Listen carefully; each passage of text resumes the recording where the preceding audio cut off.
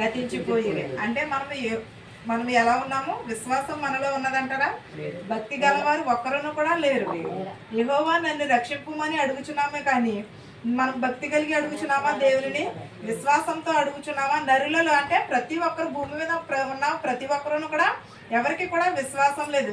నామకార్థంగా దేవుని సన్నిధికి వెళ్తున్నాము, వస్తున్నాము అంతే. మన హృదయాలలో మార్పు అనేది లేదు. మన హృదయంలో క్షమాపణ అనేది మనం ఏం చేస్తున్నాం? దుష్టులకి మనము దగ్గరగా ఉంటున్నాం తప్ప కానీ మనలో దుష్టత్వమును తీసివేయట్లేదు. మనలో ఉన్న చెడుతనమును ఏమాత్రమును కూడా చేయట్లేదు. దేవుని ఎడల మనం యథార్థతను కలిగి ఉండాలి. అలాంటి యథార్థతను కలిగి దావీదు ఉన్నాడు కాబట్టి ఇవన్నీ రాయగలిగాడు. దావీదు మనలో కూడా హన్నా ప్రార్థన చేసింది, బిడ్డలను కలుగజేసుకున్నది. ఎస్తేరు దేవుని యందు భయభక్తులు కలిగి ఉన్నది, రాజ్యాన్ని పరిపాలించింది. అబిగయీలను ఏం చేసింది? సొదొమ పట్టణంలో ఏలగలిగింది. కొనియాడబడిన స్త్రీలు ఎలా ఉంటారు? హెచ్చింపబడతారు, దేవునిలో ఎదగబడతారు. మనమైతే ఏమి చేస్తున్నాము? విశ్వాసం. నరులలో ఒక్కరును కూడా విశ్వాసం కలిగిన వారు ఎవరును కూడా లేరు. నరులలో ఉండకుండా గతించిపోయిరి. నరులు విశ్వాసం లేకుండా మొత్తం అందరూ కూడా నశించిపోయారని చెప్తుంది. కానీ దేవుని అక్కడ సమీపంలో ఉన్నది. ప్రతి ఒక్కరు కూడా మనము మారు మనసును కలిగి ఉంటున్నామా? అందరూ ఒకరితో ఒకరు అబద్ధములు ఆడుదురు, మోసకరమైన మనసు గలవారై ఇచుకములాడు పెదవులతో పలుకుదురు. అంటే మనము ఎదుర్కొంటా బాగానే ఉంటాం, కానీ వెనక్కి వెళ్ళి ఏ బోల్డ్ మాటలు అవి అలాగే మాట్లాడొద్దని చెప్పుచున్నాడు దేవుడు. ఒకరితో ఒకరు అబద్ధములు ఆడవద్దని చెప్పుచున్నారు. అబద్ధములు ఆడితే ఈ రోజు మనం బాగానే ఉంటాం, బాగానే చెప్పేసి వచ్చిన తర్వాత అది ఇంకొకలాగా ఉంటుంది. అది అలాంటి అంటే మనం మొక్క మీద అనేసాం అనుకో, అక్కడితో వదిలిపోతుంది అది. కానీ నేను వచ్చి నీకు ఏదైనా చెప్పాను అనుకో, అది చెప్పిన తర్వాత అదేం చేస్తుంది? నేను చెప్పింది మానేసి తనకు నచ్చిందే చెప్పుకుంటుంది. అయ్యా దాన్ని బట్టే గొడవలు అవుతాయి తప్ప. కానీ ఇందులో అలాంటి మోసకరమైన మాటలే మానేయమన్నాడు. మోసకరమైన ముసుగు గలవారై ఇచుకములు ఆడవద్దు అని చెప్పుచున్నాడు దేవుడు. ఇచుకములు ఆడు పెదవులతో పలుకుదురు. ఇచుకములు అంటే దెబ్బలాటలాడి పెదవులతో ఉంటున్నారు తప్ప కానీ నిజమైన మారు మనసును కలిగి లేరని దావీదు చెప్పుచున్నాడు. యెహోవా ఇచ్చకములాడు పెదవులన్నిటినీ, బింకములాడు నాలుకలన్నిటినీ కోసివేస్తానని చెప్పి ఏమని చెప్పుచున్నా? ఇది నీ మాట నా మాట కాదు కదా, దేవుడే చెప్పుచున్నాడు. యెహోవా ఇచ్చకములాడు పెదవులన్నిటినీ, బింకములాడు నాలుకలన్నిటినీ కూడా కోసివేస్తానని చెప్పుచున్నాడు. కోసివేస్తానంటే నిజంగా వచ్చి లాగేసి ఉండటం కాదు. ఎలాగో మనం ఏదో ఒక రకంగా దేవుడు శిక్షిస్తూ ఉంటాడు. ఎలాగంటే అది ఎవరికి కూడా తెలియదు. దేవుడు చేసే కార్యములు కంటికి కనపడవు, చెవిటికి వినపడవు. అలాగే శోధనలు పెడుతున్నారని మనం అనుకుంటాం, కానీ మన మాట తీరుని బట్టి దేవుడు మనకి శోధనలు పెడుతున్నాడు. కానీ అవేమనుకుంటామంటే మనం చేసింది మర్చిపోతాం, కానీ దేవుడు నన్ను శిక్షించాడే అనుకుంటాం తప్ప. కానీ మన ఏమన్నా ఇచుకములాడు పెదవులను నాలుగు కోసివేస్తానని చెబుతున్నాడు. అలాంటినప్పుడు మనం ఏదైనా ఒక చిన్న జ్వరం వచ్చిందనుకో, మనము ఏమంటే దేవుడు నన్ను ఎందుకు ఇలా శిక్షించాడు, లేకపోతే నన్ను ఎలా ఎందుకని అంటున్నాడు, ఇన్ని రోజుల నుంచి జ్వరం తగ్గట్లేదు. కానీ ఒక్కసారి లేచి ప్రార్థించి ఒక్కసారి దేవుడు నన్ను ఎందుకు ఇలాగ, నేను తెలియక ఏదైనా తప్పు చేశానేమో క్షమించు అని అడిగితే వెంటనే కూడా జ్వరం కూడా తగ్గిపోతుంది. అలాంటి ఎందుకంటే మనలో ఏదో లోపం ఉండబట్టి దేవుడు మనము సర్దిద్దుకుంటామేమో అని దేవుడు అలా పరీక్ష పెడుతూ ఉంటాడు. ఒక జ్వరం కానీ మన ఇంట్లో ఏ శోధన వచ్చినా కూడా మనం సర్దుకుంటామని చెప్తాడు. అంతేగాని అది నాలుకని తీసి కోసేయడం అనేది కాదు. ఇలాంటి శోధనలోనే దేవుడు మనల్ని పరీక్షిస్తూ ఉంటాడు. మా నాలుక చేత మేము సంధి సాధించదము. మా నాలుక చేత ఏంటంటే మనం నాలుక చేత కదా మనం ఏం మాట్లాడినా సరే నాలుకే కదా ముందు ఉండేది. మనం ఒకవేళ ఏం చెప్పినా కూడా నాలుక లేకపోతే ఏది కూడా చేయలేము. మా నాలుక చేత మేము సంధి చేసేది. మా పెదవులు మావి, మాకు ప్రభువు ఎవడని వారు అనుకున్నదురు. ఏంటి మన ఇది చెడు మాట్లాడినా మన నాలుకే, ఏది దేవుడు ఎవరని అడిగేది కూడా మన నాలుకే.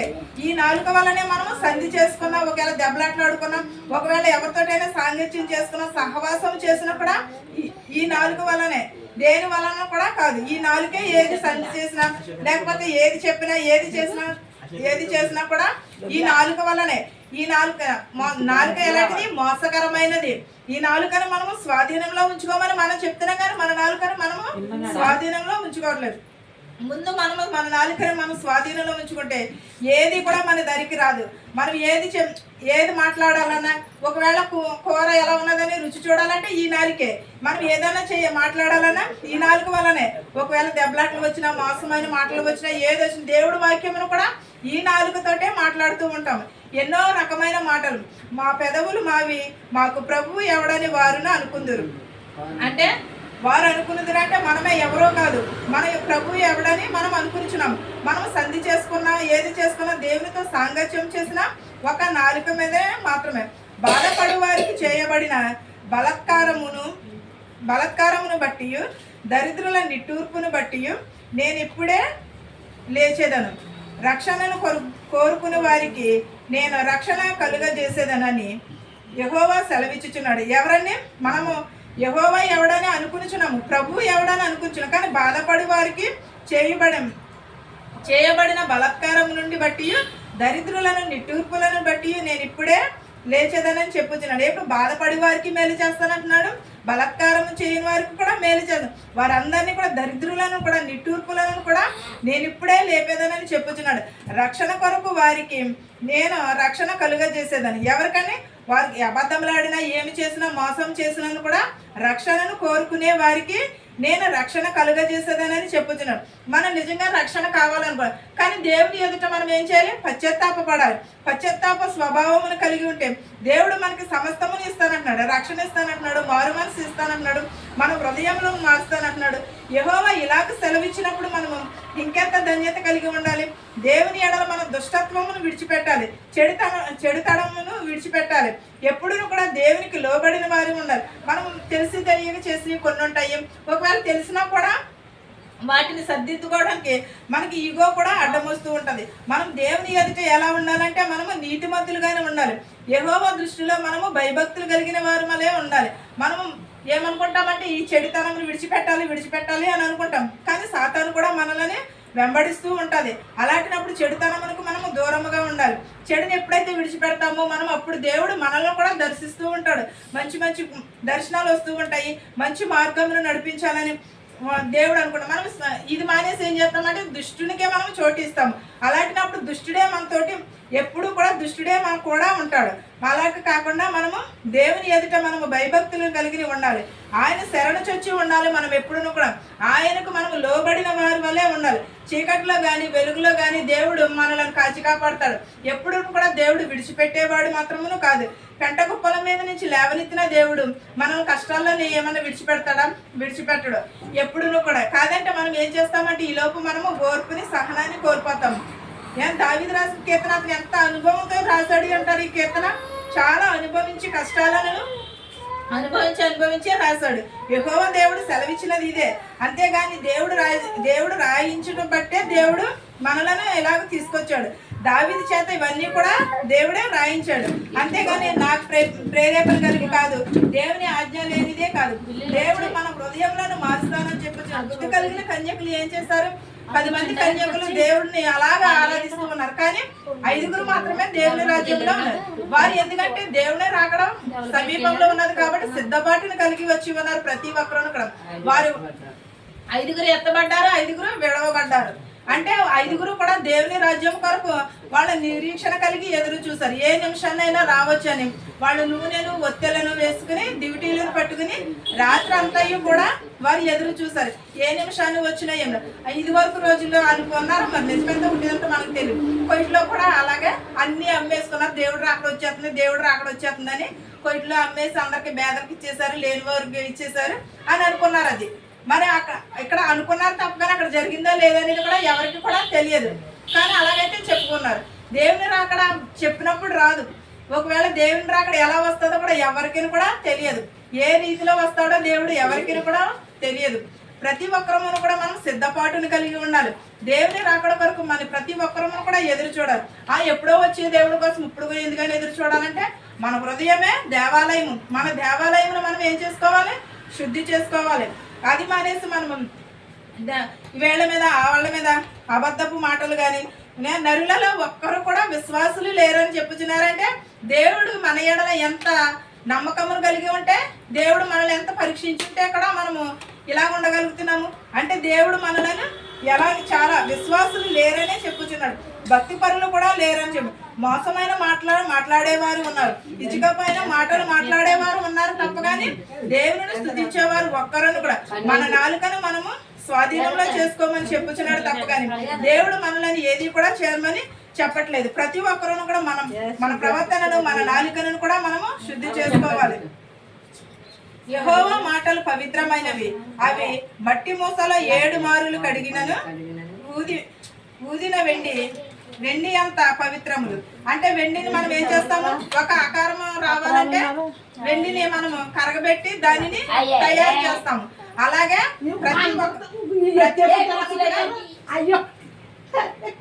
ప్రతి ఒక్కరూ కూడా అలాగే 7 మారులు కడగబడిన హృదయం మనం శుద్ధి చేసుకోవాలి.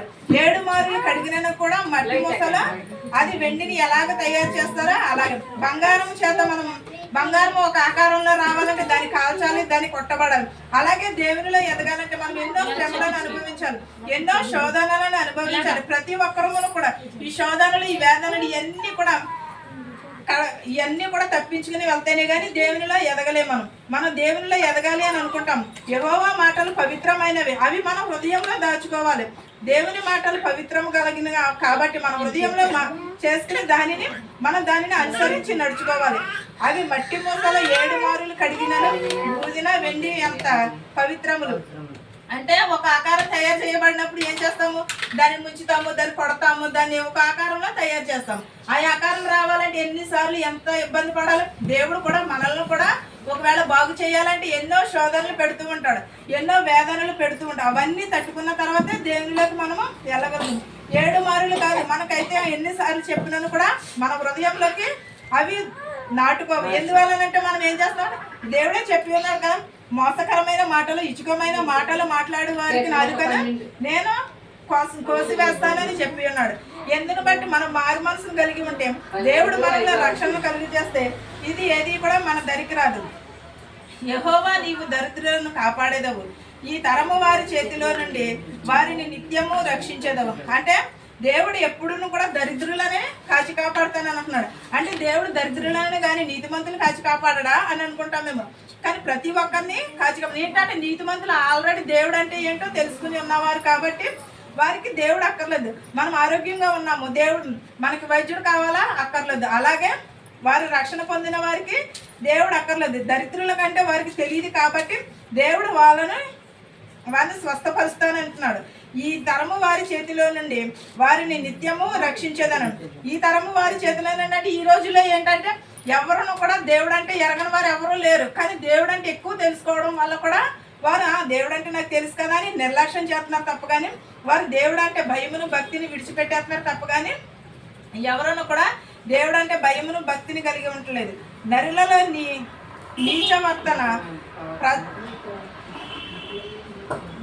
నరులలో నీ ప్రవర్తన ప్రబలమైనప్పుడు దుష్టులు గర్విష్ఠులై నలుదిక్కులు తిరుగులాడుదురు. ఎలా అంటే నరులలో నీచ ప్రవర్తన అంటే మనలో నీచ ప్రవర్తన ఉన్నది కానీ దేవునికి భయపడే ప్రవర్తన లేదు.